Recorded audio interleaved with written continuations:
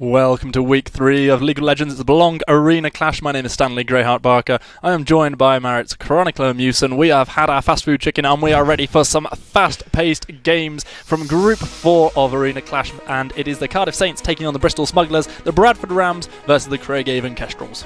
A big CS advantage already though. Level 2 gets hit, level 2 fresh.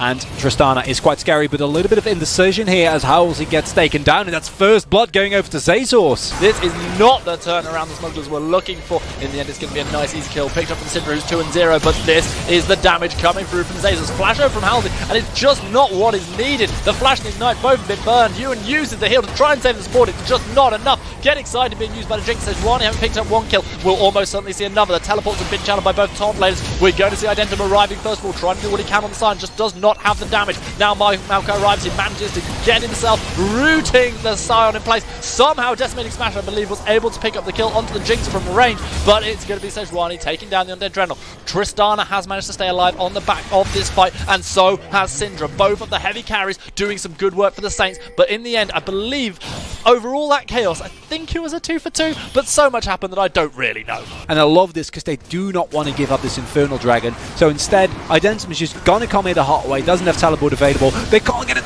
stolen then. Oh, Sejuani goes in, doesn't have a flash to get back out again. It was a mission, it was a suicide mission to be perfectly honest, and in the end it did not pay off for the Bristol Smugglers. They lose their jungler, they lose the Infernal Dragon as well. Maokai has found himself in a bit of a tough place, but a tanky old tree is able to get away. Meanwhile, the ultimate comes in from the Sejuani, trying to lock down the Tristana, but the flash is enough to get you into safety. Meanwhile, however, Fresh is not going to be quite so lucky. Tristana actually, I believe, goes down to the super mega death rocket. Jinx picks up a double kill. The Requiem now being channeled. Fresh has already turned one kill back onto the Lulu. A 2 for 1 going in favour of the Smugglers, who also get themselves the first turret. So explosive, and so is the Herald Impact as it is going to come crashing down. Finally summoned by Fraser Fox. Such an easy kill. Syndra finding that one, and now the Requiem is here as well. This is just going to be a free turret, and all of the potential gold lead that had maybe been there for the Smugglers before, it's just gone now. Zazors' bounty's gone. Another charge is going to come through, possibly more kills. Tristana jumps over the wall, looks for the Vel'Koz, probably going to get the flash as well. Another turret's going to go down, and suddenly 3,000 is the gold lead for the Saints. What has happened in the last couple of minutes? It all started with that damn Infernal Dragon. I'm not loving this here though. Need to be really mindful of how they approach this Baron Pit. The Death Rush has led to the ultimate being channeled by the Maokai. Here comes Sejuani on the backside. Jinx is just shooting from the backline, but there's already been 2 kills for the Scion. Vel'Koz and Lulu completely mispositioning. Karthus managed to take out Sejuani. 3 for 0 in favour of the Cardiff team right now. It's going to be Jinx managing to get a kill, getting excited, running away from the Scion, but the rest of the team is dying around her. Now the rocket jump is just going to go straight on top of the Chompers. Jinx is going to get away, but Karthus killed off Maokai, and it's going to be Baron for the side of the Cardiff Saints. Alright, so the fight is breaking out. Sejuani's a little bit tankier now, and it does look like the catch-out is there. It's going to be Sovinix dropped down, but look at the Requiem. It's coming in, and damage has already been done by Tristana, taking down the Jinx. The 2 biggest carries on either team are gone, and now the rest of them are trying to fight out for the spores. Maokai's already decided to run away. Sejuani's trying to do the same, but look at Identim. He does not care that that is 3 members of the opposition team. He's just going to keep on running into them. He hasn't got the unstoppable onslaught, but he's still chasing them down, and now he's looking for the inhibitor, and it's going to be the Bristol Smugglers running around with their tails between their legs, or their tentacles if they're Emily Grey. I think the Smugglers thought that the Saints would go to the Dragon, but surprise! They haven't. They're here, and they are ready to fight over and over again. We're going to see Nature's Trap being thrown down by Malko, trying to get his team to safety. Sejuani dashing around, but the Flash is going to come in, chasing her down. 3 members of the Smugglers trying to leave through the top lane, but they may well find themselves cut off at the pass. Let's see whether or not the Saints can chase them down. It's going to be the Choppers thrown down. The Zazors, no! Comes in. It's going to be Zazors caught by the hook beautifully, and now here comes all of that mad damage. It's going to be 1 kill picked up by Malko, managing to take down the Karthus, but that's just going to channel some extra damage out of the Karthus. Now double kill going over to Sovinix. Jinx and Lulu both felled. Make that a triple kill because Vel'Koz has been removed from the game as well. The ace is there for the Bristol Smugglers, and now they're just going to take this wave all the way to the Nexus turrets. This is going to be the series, and pre-30 minutes, the Cardiff Saints managed to remove the Bristol Smugglers from the map. They take the series 2-0 and go to 3-0 in their group. Even though this is not the cleanest of games, they still are able to, in the end, pull it through. Zazors, a really big impact on the Jinx, but he just couldn't make it work. There's a party going on at the Belong Arena in Cardiff as the Saints take the Series 2-0 against Bristol Smugglers. And there's a party going on here because we're excited to be able to bring you our second series of the night. It's the Bradford Rams taking on the Craigavon Kestrels.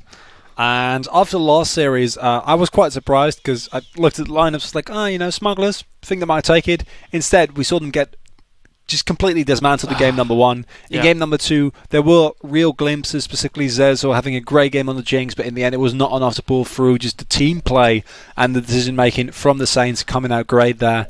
And now, second game of the night, Rams vs Kestrels. The question is it going to be similarly one-sided, or are we going to see a lot more back and forth here? Well, so far it has been the craving of Kestrels having a bit of a rougher time of it this split, and their team is going to be a Gianni, Jolly Trickster, Battlefresh, and Kaiser Taser, along with Spuds. Air of Blade Sejuani finds herself a Leona. Now it's going to be the stun. That is going to be Kaiser Taser having to blow a flash. Or trying to blow the flash. The Ignite was down as well, and there was no way to get out, despite the heal coming through from Greenleaf. A nice, easy kill secured. In the end, first blood going over to Overdrive. Kestrels are only a little bit behind in terms of the gold lead, but it might be about to increase because Taser has got himself caught out by the hook. There's going to be a box planted down, flashed away from by Taser, but that's the damage coming through. Overdrive again, taking the kill away from his ADC. Vayne only with the 1 kill to her name, looking to get a second, but the Assault and Battery is going to come in. Ashe just standing still, trying to get some damage down onto this Thresh, but the kill has not been secured. Taser is dead, and so is Trickster. In the end, the flashes were all in vain. Thresh lives, everyone dies for the Kestrels, and now Rams are absolutely in the dominance in the bot lane. I guarantee you that they're doing this just to show, as we see a great flash engage coming out there from Battleframe. Really nice flash, nice stun, but is he able to get anything? The answer is no, but here comes the Xerath. He's going to be in a bit of trouble. He's got the Leona for backup. The stun is not going to land onto this Vayne, who's got the Silver Bolts proc down, managed to pick up a second kill, now turns the damage back onto Leona, who's trying desperately to land a stun. The Xerath blade does go through Leona, but it's too little, too late. Aurelia's come to join the party in the bot lane. It's going to be Vayne getting yet another kill. Now that is a 6-0-3 out of nowhere on this Vayne, and now this is an Ashe who surely cannot stick around. The dash comes through. It's going to be Aurelia diving under the turret. The stun is there. Drandlefoot picks up his first kill of the game. 108 on the Sejuani. It's not quite as flashy as the Jax, but my word, it's working. It's going to be the Aurelia once more dashing in, trying to get the stun down onto the Riven. It's going to be a really easy kill for Blocky, who manages to get that one. Meanwhile, Drandlefoot gets his third kill of the game. The Xerath, no match for everybody's favourite keystone on a Sejuani, and that is going to be 15 kills to 6 in favour of the Rams. There's 10 kills extra in the pockets of the Rams, and they will be looking for more as they find the hook onto Spuds, who's immediately deleted by Daz1162, who is 9-1-5, looking to get into double figures on the kills, dashing away, using his tumble. It's going to be Fresh who stops that 10th kill for now, but he's not going to be able to delay it for very long. Aurelia this time taking it away from the Vayne, who finally gets a 10th kill of the game. 10-1-7 for Daz on the Vayne. Meanwhile, Ashe, the final remaining member of the team, is going to drop down, unable to even kill the Sejuani. Jace wasn't even in the fight. He's in the top lane,